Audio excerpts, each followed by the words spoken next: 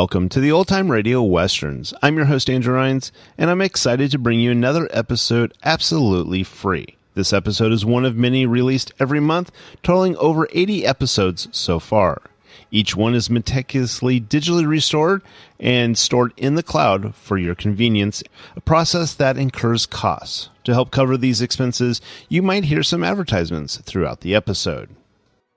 While we do retain the original commercials for historical authenticity, you may also encounter modern ads, which help keep the lights on. If you prefer an ad-free experience, we offer a couple options. You can listen to the episodes on YouTube. You can also support us by becoming a patron on our Patreon page. For more information, go to otrwesterns.com/donate. Again, otrwesterns.com/donate. I do want to emphasize that we are committed to providing this content to you for free, but also we have to be transparent about the financial realities to bringing this to you. Now, let's get into this episode. This episode is going to be Gunsmoke. Original air date is September 28th, 1958, and the title is Kitty's Rebellion. Thanks for listening, and I hope you enjoy.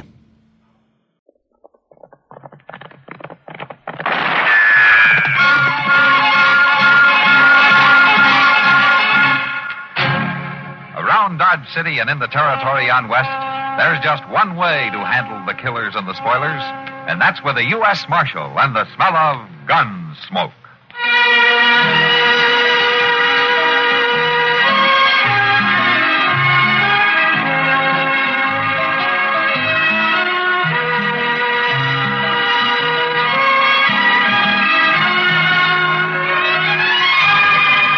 Gunsmoke, starring William Conrad.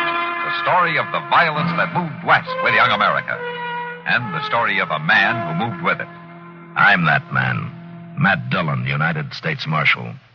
The first man they look for and the last they want to meet. It's a chancy job, and it makes a man watchful. And a little lonely.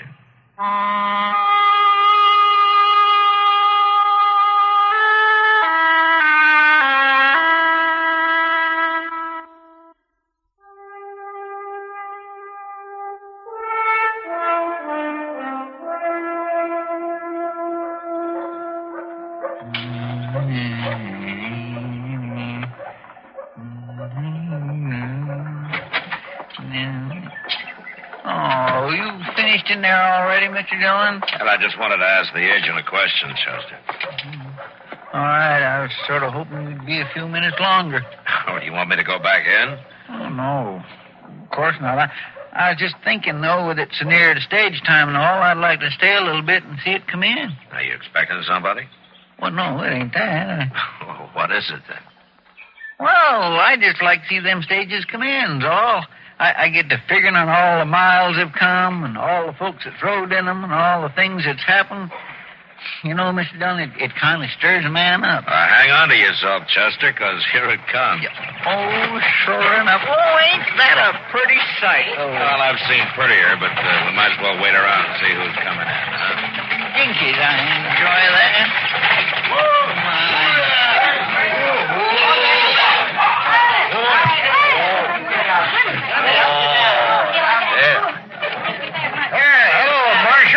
Jim, did you have a good run? Well, driving one of these rigs ain't never exactly easy, but nothing special happened. That's good. You looking for somebody? No, Chester, just sightseeing. How's that? He just likes to watch, that's all. Well, now he can just watch me tend that baggage. I'll see you later, Marshal. Sure, Jim. Well, he don't need to act so smart about it. Pardon me, gentlemen. I'd like to ask a question. Sure. What's on your mind? Billy Critt, sir, from Louisiana. I'm Matt Dillon, Critt. This is Chester Proudfoot. Pleased to meet you, Mr. Critt. Gentlemen, I was wondering if either of you could help me find a friend of mine. Well, you don't have to do no more than just tell us his name, Mr. Critt. We know just about everybody in these parts. It's not a he, it's a lady. A lady? Well, now... What's her name, Critt? Russell. Miss Kitty Russell. You happen to know her, Marshal? Know her? I just guess he does. Yeah, I know. I guess Mr. Dillon knows Miss Kitty just about as well as anybody in town. Well, I'd thank you, Marshal, if you tell me where I might find her. Why, we'll take you to her. She's just down the street. there. Chester, will you go on down and pick up the mail and take it back to the office? I'll be there directly. Well, sure. I'll do that, Mr. Dillon. But if you need any help... Yeah, we'll call you if we need any help. Thanks for your courtesy, Mr. Proudfoot. You say you can show me where to find Miss Russell, Marshal? Oh, sure. I'll take you there. Come on.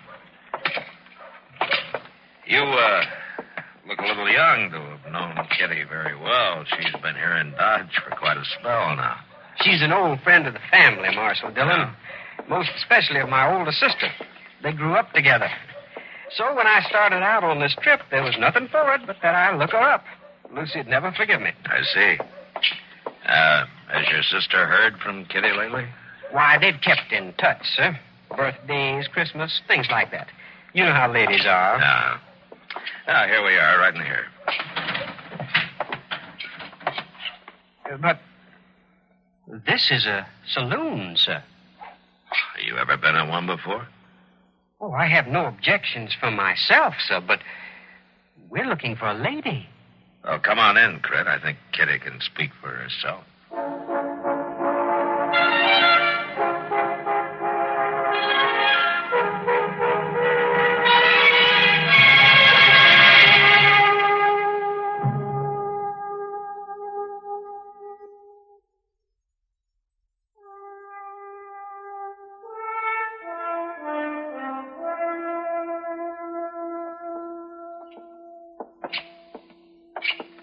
Kitty.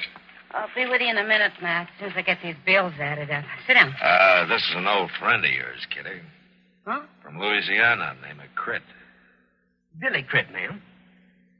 Well, there's no wonder you don't remember me. I was hardly big enough to notice when you last saw me.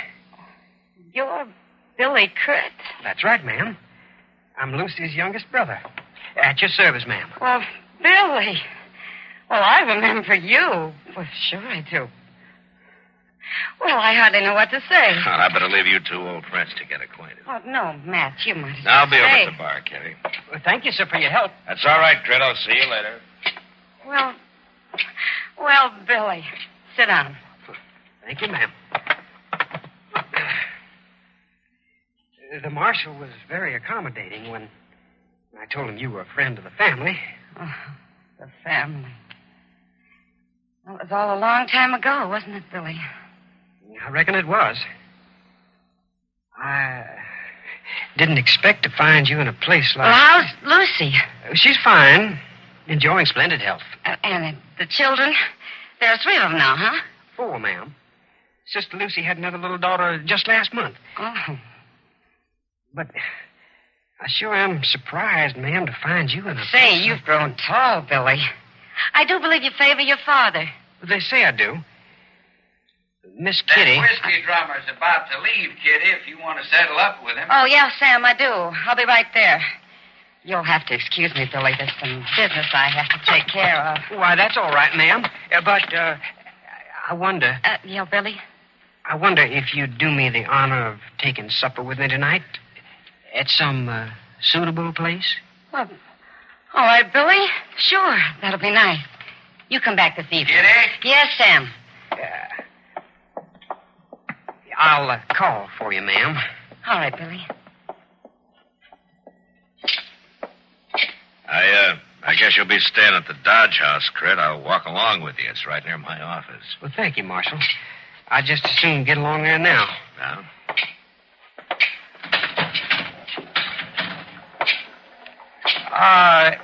Is it a good hotel? The Dodge House? Oh, it's as good as we got. No offense, sir, but... Well, I guess you look at things differently in the West. We don't look at them differently, Crit. We just have to live differently, that's all. And the people... And the people don't take hasty judging. I reckon I wasn't judging the people so much as the surroundings. Well, surroundings aren't the most important thing out here, Crit. Well, I know, sir, but... Well, I can't help believing Miss Kitty would be better off someplace other than a saloon. My People always told me she's a fine woman. She is a fine woman. And I think maybe I'd leave Kitty's surroundings up to her.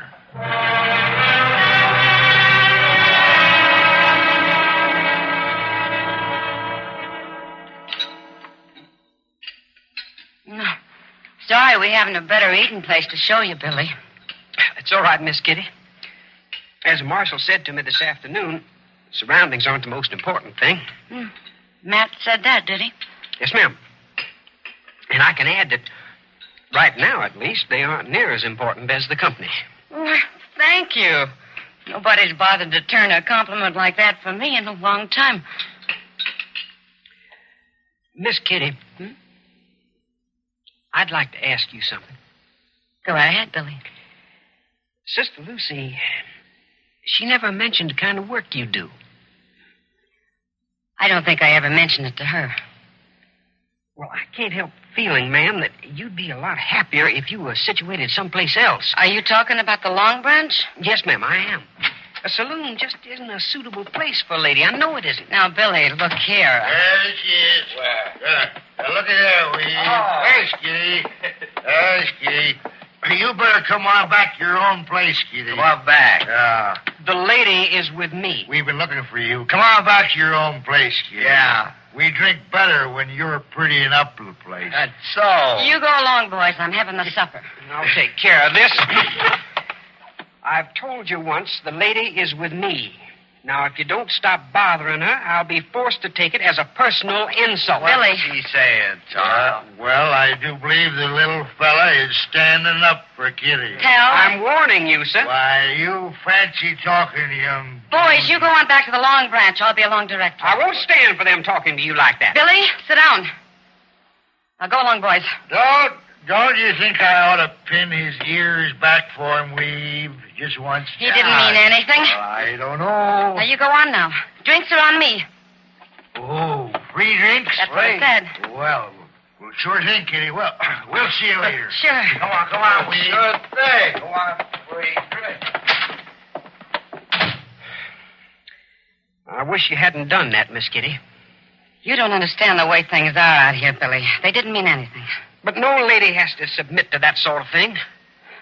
Oh, Billy, you got a lot to learn.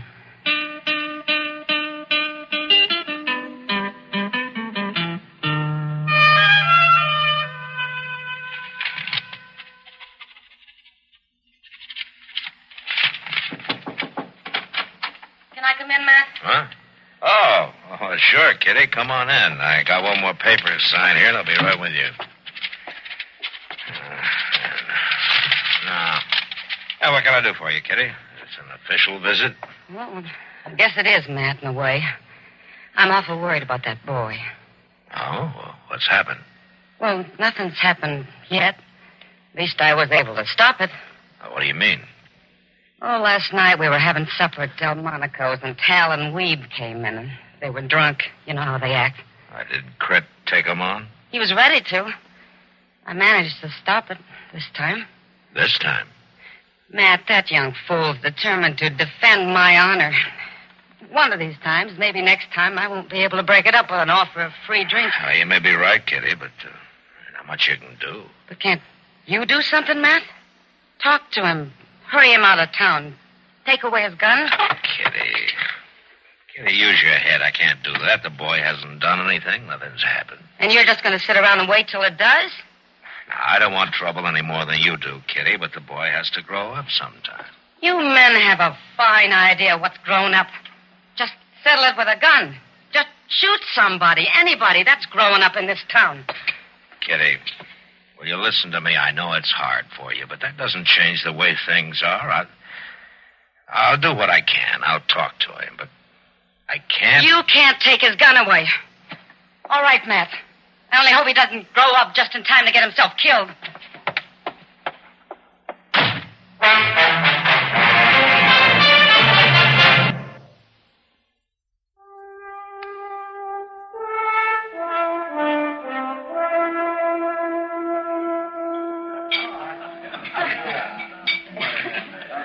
I tell you, Doc, Miss Kitty read him out something fierce.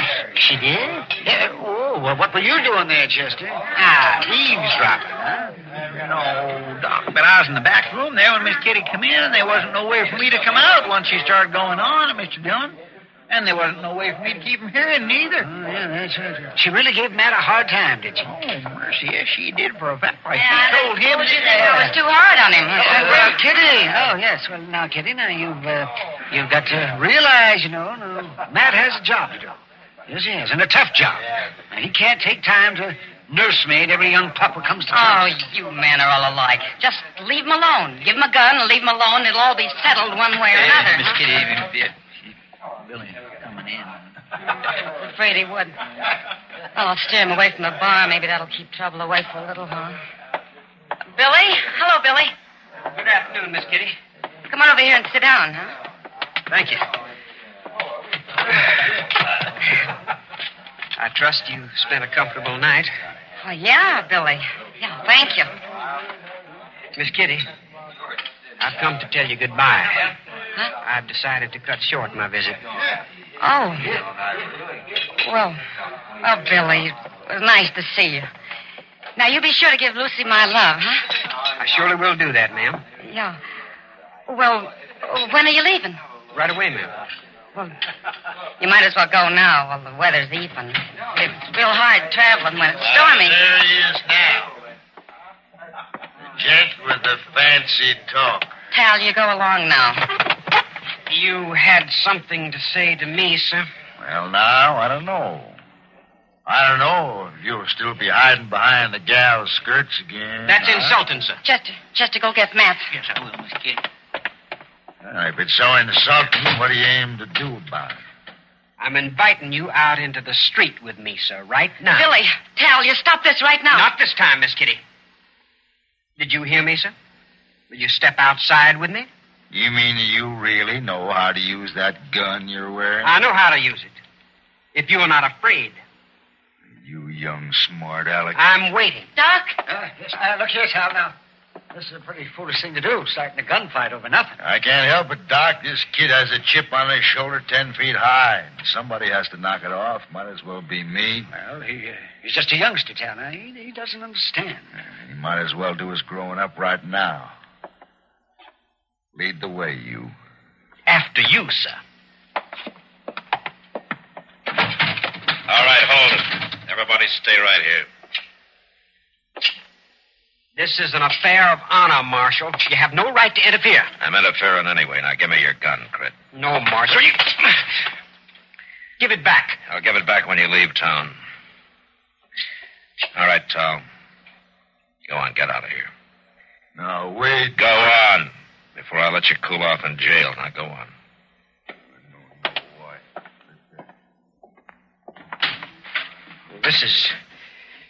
This is very humiliating for a gentleman. Billy, this whole trip, this whole meeting with me seems to have been humiliating for a gentleman like you. Why, ma'am, I was meaning to defend the lady's honor. What lady? What honor? Why, yours, ma'am. Now, you listen to me. I've been getting along very well here without you to defend me. I live the way I want to live. I do what I want to do, and it's for my honor. Well, I haven't thought much about it for a long time. But, ma'am, I've had about enough of you with your fancy manners and your fancy talk. The sooner you go back to your mama and your nice ways of living, the better I'll like it. Sam, I'll have a whiskey. There's a stage in an hour, Crit. You might want to be on it, huh? I'll be on it, Marshal. That's for certain. You can pick up your gun before you leave.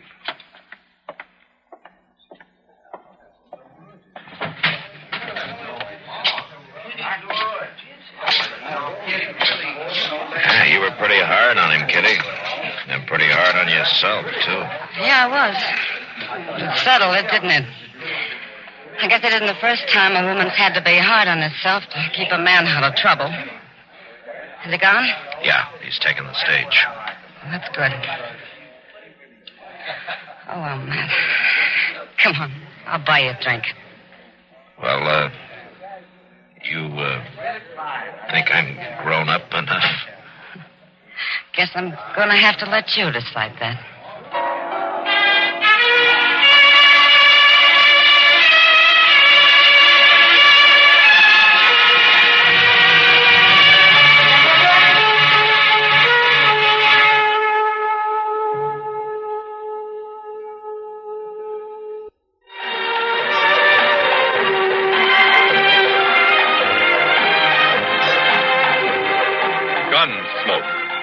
Produced and directed by Norman McDonald, stars William Conrad as Matt Dillon, U.S. Marshal. The story was specially written for Gunsmoke by Marion Clark, with editorial supervision by John Meston. Harley Bear is Chester, Howard McNear is Doc, and Georgia Ellis is Kitty.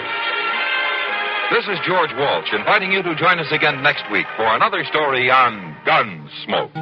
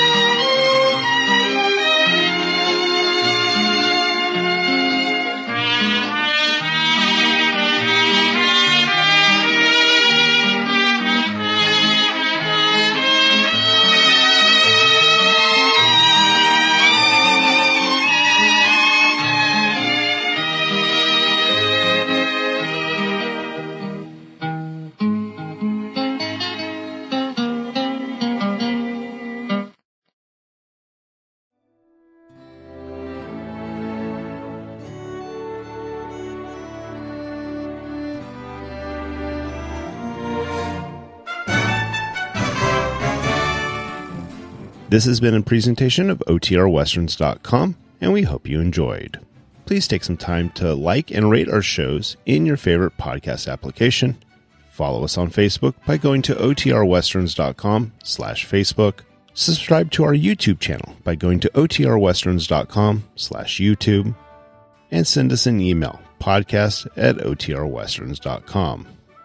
You can call and leave us a voicemail, 707-986-8739.